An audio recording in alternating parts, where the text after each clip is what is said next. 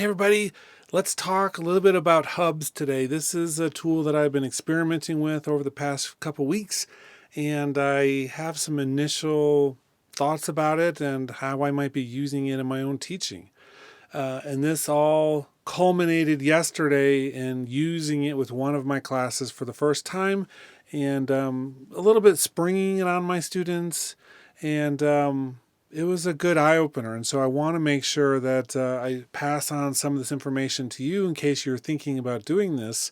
But before we get into that, don't forget to subscribe and like and share this video.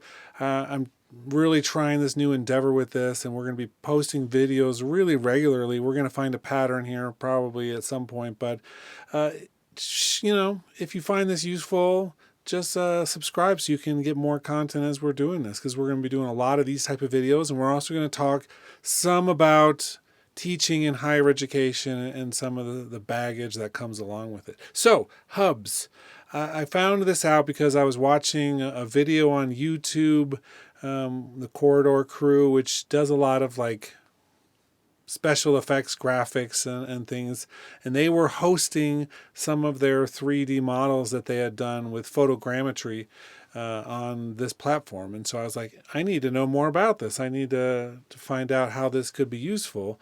And so I've started down this rabbit hole to see how I could use this.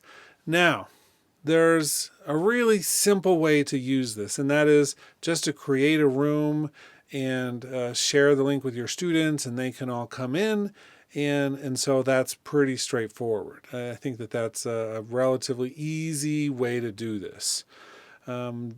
Creating a room, it helps to have an account, and some of the features I think do require that, but it's a free account. And there's no part of this basic implementation that is paid or anything. So that's great. Creating a room, super easy. I just clicked on the create room, and it's going to load this up. It doesn't take very long. And because this is browser based, so much of this can happen in any platform. Now, right off the bat, I've noticed that some of the coolest features that I use, the spatial audio features, don't work in Safari on Mac OS. And so I recommend using Chrome, because a lot of those coolest features won't work there. Even though they're like saying, you can use this on any web browser, it's not 100% true. Not everything works there. So let's enter in. We're going to mute the microphone and click like that. Now I'm inside the room, and you can walk around, use the AWSD keys on the keyboard, and then drag with the mouse. You click and drag and move things around. So it's a whole 3D world, not a world, but like a area. I don't think I've seen any that are like world size, and I don't think it's really capable of that, partially because you have to maintain what a browser is capable of on places like a desktop or on your mobile device. So we can come through, walk around. If you're on Chrome and you have, 10 people in here and they all move around to different places, really the people who can hear each other are the ones that are nearer to each other. So that's where the spatial audio comes in. So I can have a group of students and say, hey, a few of you go up to that, the second level mezzanine over there and have a little group discussion. The rest, the other half go over to this corner and have a discussion. And they don't even have to leave the room or go into breakout rooms. The platform lowers the volume of each of the groups away from each other so they can talk and have a conversation. That part I love about this is that kind of like a real world physics of sound is taking place.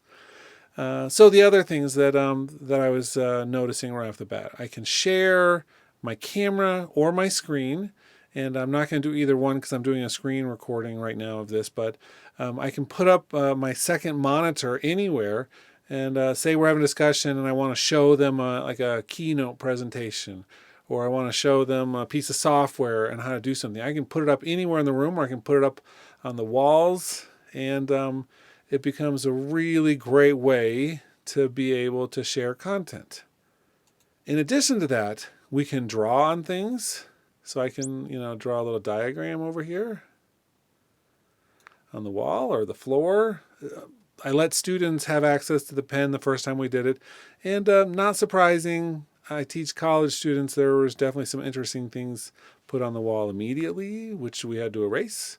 But, we set some ground rules and go from there. A camera or a GIF, like an animated image, 3D model, an avatar, a whole different scene, or we can upload any one of the approved things. So I can come in here. You can say it does GLBs, PNGs, JPEGs, GIFs, MP4s, MP3s. The GLB is the one that I use the most, although I have done some other things here. That's a 3D object that you can make and export from something like Polycam, which is an app I use on my phone. So I can do a scan of something and bring it in, and it becomes part of the world. But all of these are pretty cool. You can put YouTube videos in here. You can get a lot of media in, and so that becomes really handy. And those things will as well fit into the spatial audio aesthetic, meaning that if I put it here on the wall and someone's at the other side of the whole area, then they're not going to hear it very well. And if you use the World Designer, you can even restrict the audio things even more. So I can make like a room that you only hear what's happening in the room when you're in the room. So I could make a room and say all the students in this group go over there. We don't hear them talking. They don't hear us talking. They just walk out of the room, and then we can hear each other again.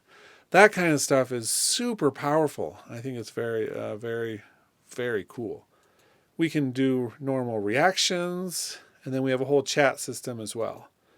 Now, if you're the moderator, you have some additional features here, like you can turn off some of the things so students don't do things, etc. But I think overall, it's pretty cool. The right mouse button, while we're talking about interface, I can teleport to areas, and so I can do that instead of walking around. I will say one of the things that was hardest was having some students on their mobile devices, which, depending on what type of device they had, if it wasn't great or powerful, then I think they had the hardest time with performance. But they also didn't know how to move around. And moving around on mobile is doing a little like a pinch to move, pinch in, pinch out. And it took them, that was, even for me when I first did it, I had no idea what I was doing. And so that took a little bit of time to kind of sort out. But once we sorted that out, then it wasn't as big a deal, but it certainly wasn't intuitive the very first time. Okay, so I'm trying to think here of other things happening that we should do as an introduction. For the most part, okay, a couple other things that are really basic, but I think are really important. If you have a class of 50 students, this isn't something that's going to be for you. It really maxes out around 25 in the actual room itself. We took it up, I think, to 22 yesterday, and I was fine. And I think a few other people who had great systems and good internet were okay. But there were certainly some people who were like, it's so glitchy, I can barely even move, or it's really, everything's lagging behind. And so there are some things I would recommend.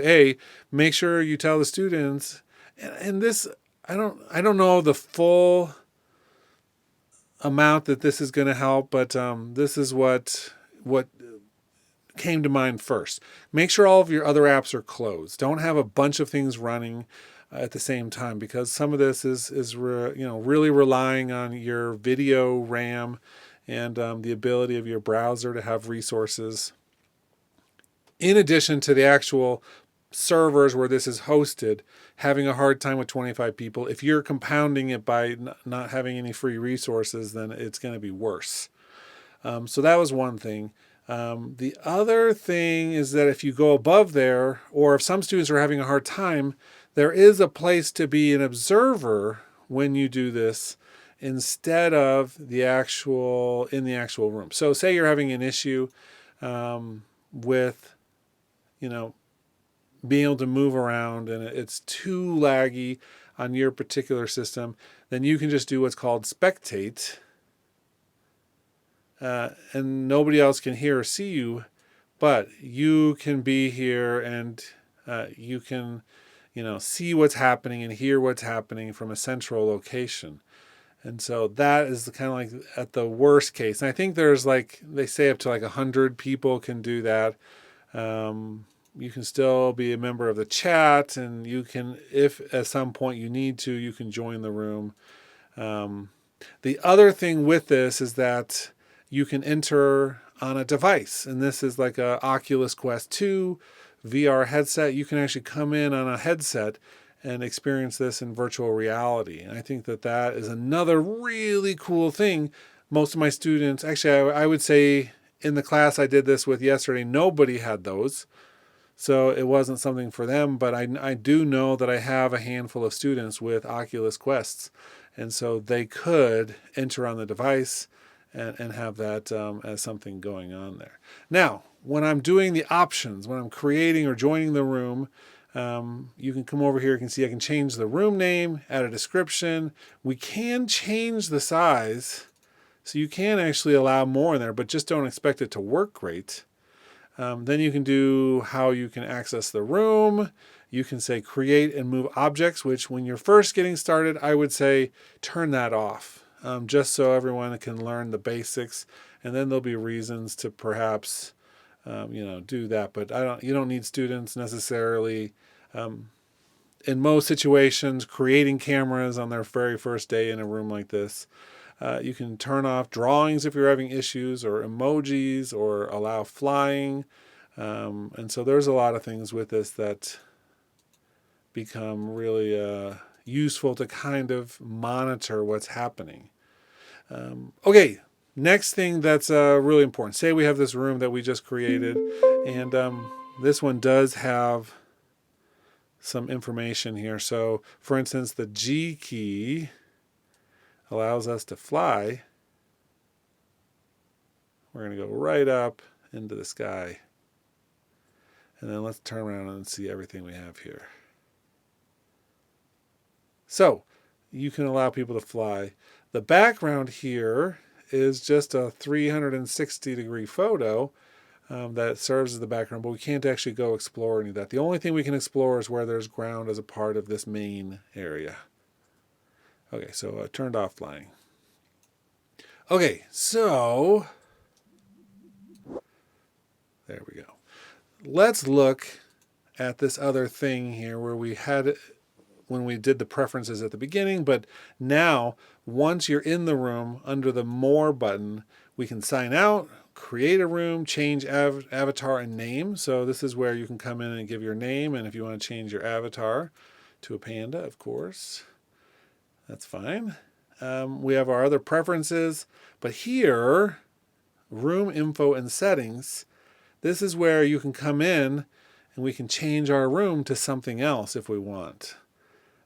So we have this really cool classroom one that's available for use. Let's see if it gets loaded up here. There we are. So this has great. So this is great for inspiration if you're wondering what you can do with some of this stuff. So this is like an idea wonderland, but you can also just use this one. You have these desks here, and this is an important technique. If you push spacebar, you can see these, waypoints, they're called, where you can teleport. So I can click on any of these, and then I get put in this chair, and then I'm sitting in the desk. This is really useful for getting people into desks. You can also set this so that in the design phase, you can set it so that if someone goes to one of those places, they can't leave it. That's also can be very useful in a classroom setting. So let's do share. Well, I don't want to do either of those, but this is a media place where you share one of those.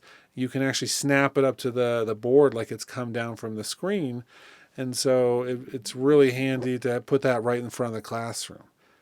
Now, we come in here. There's a button that goes to click go to breakout 2. this takes us into one of those rooms. I can sit down at the desk.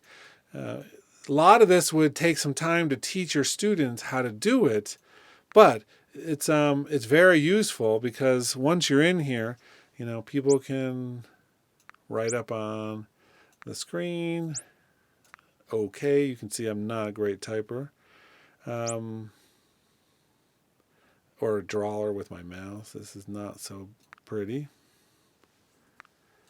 But let's go back out here. And there's 2 other rooms. Oh, we just walked through the lockers.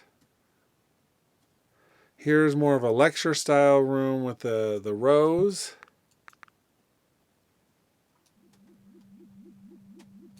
And then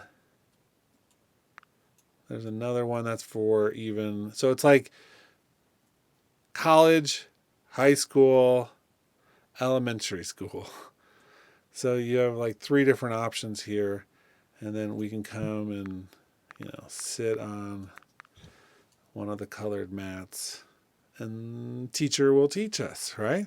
So a really cool example of this. Let's fly out of here for a second. So you can get a different look at how this is designed. Those are the breakouts.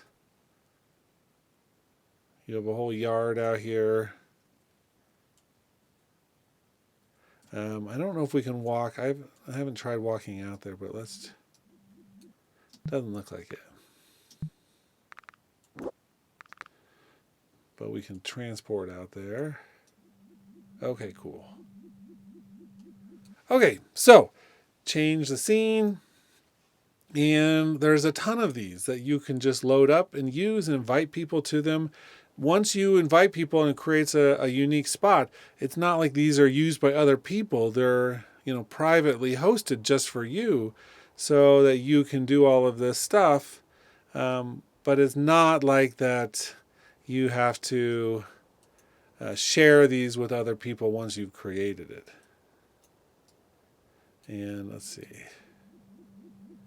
There we go. I don't know. There. This is the first time I've ever been in this one. I don't know if that's a house we can actually go in or not. I'm assuming it would be, but you never know. So you can see some pretty cool things. Ooh, there was something there that you can do with this. So now we're in like a dungeon here.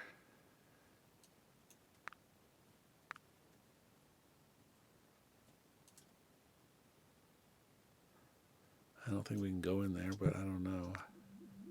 Oh, we can transport into there, yeah.